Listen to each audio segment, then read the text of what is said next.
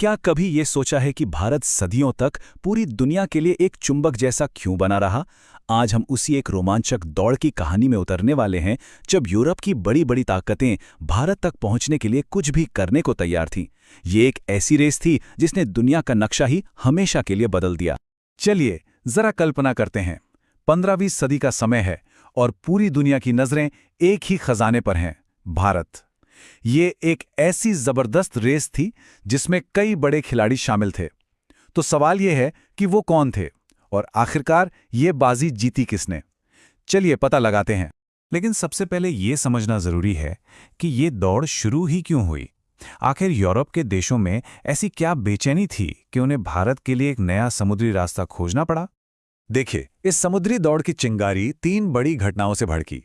पहली, 1453 में जब कॉन्स्टेंटिनोपल का पतन हुआ तो भारत तक आने का जो पुराना जमीनी रास्ता था वो बंद हो गया। दूसरा, यूरोप में पुनर्जागरण की एक नई हवा चल रही थी, जिससे नई खोजों और बेहतर जहाज बनाने की टेक्नोलॉजी को जबरदस्त बढ़ावा मिला। और तीसरा, 1494 की एक संधि जिसने पुर्तगाल को पूरब की ओर बढ़ने का एक तरह से ग्रीन सिग्नल दे दिया, बिना स्पेन से कोई पंगा लिए। और इस रेस में सबसे तेज शुरुआत की पुर्तगाल ने।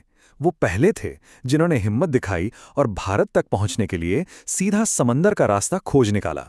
ये तारीख 1498 इतिहास में हमेशा के लिए दर्ज हो गई, जब वास्को डी गामा भारत के कालिकट तट पर उतरा। वहां के शासक जमोरिन ने उसका स्वागत तो किया, क्योंकि भाई व्यापार से ही तो उनके दौलत थी। लेकिन वहां जो अरब व्यापारी पहले से मौजूद थे, उनकी आंखों में ये नई दोस्ती बुरी तरह खटक रही थी और यहीं से टकराव का बीज बोया गया।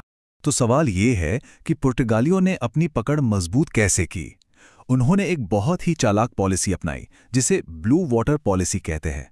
इसका मतलब सिर्फ जमीन पर कब्जा करना नहीं था। उन्होंने एक लाइसेंस सिस्टम शुरू किया, कार्टेज। मतलब हिंद महासागर में अगर किसी भी जहाज को व्यापार करना है तो उसे पुर्तगालियों से परमिट लेना होगा। ये समंदर पर अपना राज स्थापित करने की एक शानदार स्ट्रैटेजी थी। इस पुर्तगाली साम्राज्य की नींव असल में 3 गवर्नरों ने रखी।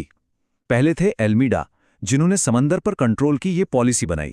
फिर आए अल्बुकर्क, जिन्होंने एक कदम आगे बढ़कर गोवा पर ही कब्जा कर लिया, और ये एक गेम चेंजर था।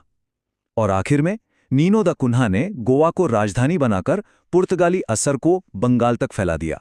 लेकिन पुर्तगाली इस रेस में ज्यादा दिन अकेले नहीं रहने वाले थे। बहुत जल्द दूसरे यूरोपीय देश भी इस होड़ में शामिल हो गए और अब मुकाबला और भी कड़ा होने वाला था।